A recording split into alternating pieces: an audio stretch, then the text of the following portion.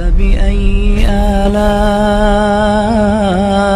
रब्बिकुमा तुकज़्ज़िबान। कि कभी ऐसा होता है इंसान के दिल में गुनाह का ख्याल आता है, और जब वो गुनाह का ख्याल आता है और वो शख्स उस गुनाह से अपने आप को रोक लेता है कि नहीं, मैं गुनाह करूंगा तो मेरा करीम मुझसे नाराज होगा। मैं मिसाल छोटी सी आपको समझाता हूँ।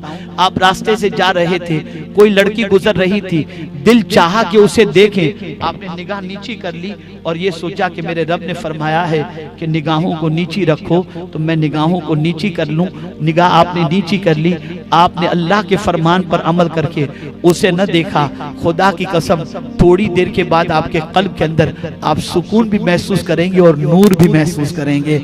इसलिए कि जहां नेकी आती है वहां हिकमत आ जाती है, जहां नेकी आती है वहां नूर आ जाता है।